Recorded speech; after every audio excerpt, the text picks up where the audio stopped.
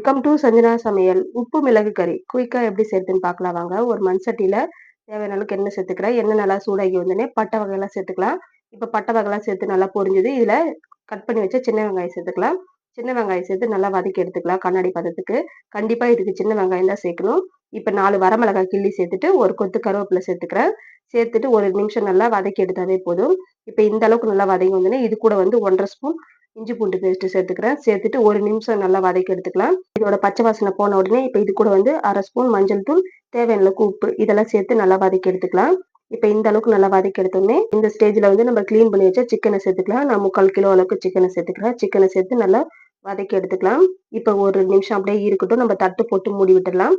இருக்கட்டும். இப்போ இது நல்லா வதங்கி தண்ணி விட ஆரம்பிச்சோடனே இப்போ இது கூட வந்து நம்ம மசாலா சேர்த்துக்கலாம். நான் இன்னைக்கு 1/2 கப் அளவுக்கு தயிர் எடுத்துக்கிறேன். இதுல வந்து நம்ம கூட வந்து மசாலாலாம் நம்ம சேர்த்துக்கலாம். 1 ஸ்பூன் காஷ்மீரி மிளகாய் தூள், 1/4 ஸ்பூன் வரமிளகாய் தூள், 1 1/2 ஸ்பூன் சிக்கன் மசாலா, 1 ஸ்பூன் தனியா தூள், 1 ஸ்பூன் கறி மசாலா, கரம் மசாலா இதெல்லாம் சேர்த்து நம்ம தயிரோட நல்லா அடிச்சுட்டு இப்ப நம்ம வந்து சிக்கனோட சேர்த்துக்கலாம். சிக்கனோட சேர்த்து நல்லா 2 நிமிஷம் நல்லா வதக்கி எடுத்துக்கலாம்.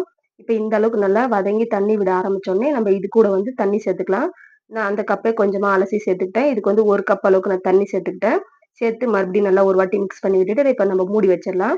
ஒரு 5 நிமிஷம் அப்படியே இருக்கட்டும். நம்ம வந்து இடையில இடையில வந்து ஓப்பன் பண்ணி நல்லா கிளறி விட்டு விடணும்.